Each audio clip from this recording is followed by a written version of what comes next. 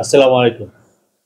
ক্রিকেটের ইতিহাসে বাংলাদেশ আরো একটা রেকর্ডের সাক্ষী হয়ে গেল। আজকে রাওয়ালপিন্ডিতে, পাকিস্তানের রাওয়ালপিন্ডিতে অনুষ্ঠিত 2 টেস্ট সিরিজের প্রথম টেস্ট বাংলাদেশ জিতে গেছে, তাও এক ইনিংস ব্যবধানে, মানে 10 উইকেট হাতে রেখেই বাংলাদেশ জিতে গেছে।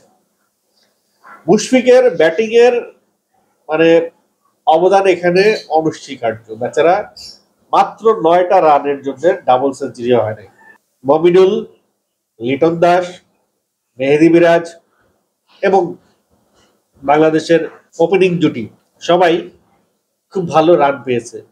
মোট কথা, বাংলাদেশ টিমের ব্যাটসম্যানরা ভালো বুঝতেন। মুশফিকুর রহিমের 191 রানের সুবাদে বাংলাদেশ 565 রানের যে পাহাড় গড়ে, রানের পাহাড় গড়ে, সেই রানের পাহাড় যে ভার, সেই ভারটা পাকিস্তান নিতে পারে না। মাত্র 28 রানের লিড দিয়ে পাকিস্তানের সবগুলো উইকেট হারাইতে হয়।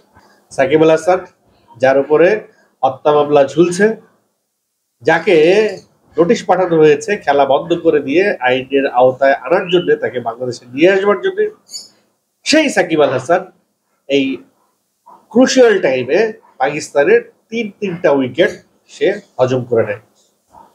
মেহেদী হাসান মিরাজ দিয়েছে 4টা উইকেট। এই দুই স্পিনার পাকিস্তানের কোমর ভেঙে দেয়। একেবারে ইয়াং একটা পাকিস্তান টিম দিশেহারা হয়ে পড়ে কিভাবে এই বাংলাদেশ টিমের সঙ্গে তারা খেলবে।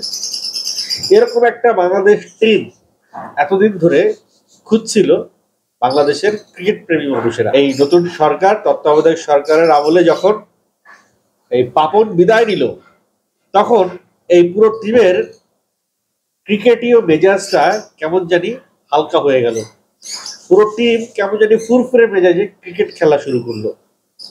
এই নতুন সভাপতি যখন ফারুক সাহেব আসলেন, তখন তাদের কনফিডেন্স কেমন যেন অনেক বেড়ে গেল।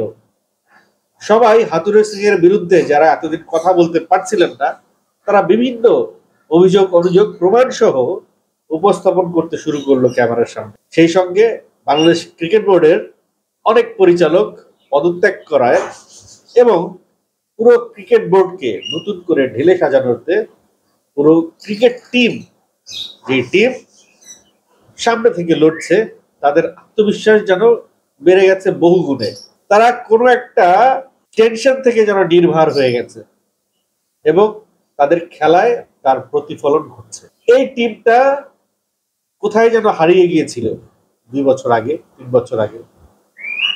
সেই টিম, সেই স্পিরিট, সেই খেলা ফিরে এসেছে। আগে বাংলাদেশের যত ম্যাচ আছে, আমার ধারণা এই জয়ের ধারাবাহিকতা অব্যাহত থাকবে।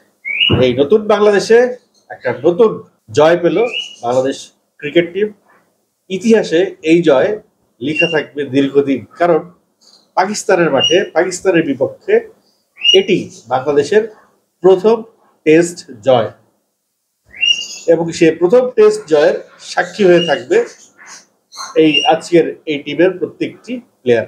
আরো একটি বিষয়, আমাদের এই টেস্ট ম্যাচে Mushfiqur Rahim man of the match হয়েছে এবং ম্যান অফ দ্য ম্যাচ হওয়ার পরে তিনি যে অর্থ পেয়েছেন সেই ম্যাচ থেকে, সেই টাকাটা তিনি বন্যার্তদের মাঝে দান করবেন এবং বাংলাদেশের প্রত্যেককে এই বন্যার্তদের পাশে দাঁড়াবার জন্য তিনি রাওয়ালপিন্ডিতে বসে মাইকের সামনে দাঁড়িয়ে সবাইকে আহ্বান জানিয়েছেন।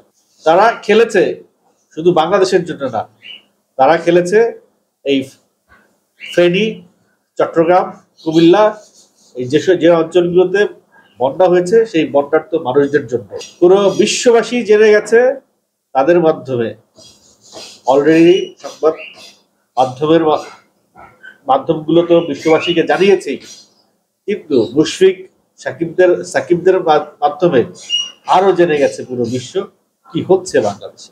এক কথায় বলা চলে, অসম্ভবকে সম্ভব করেছে শান্তর দল।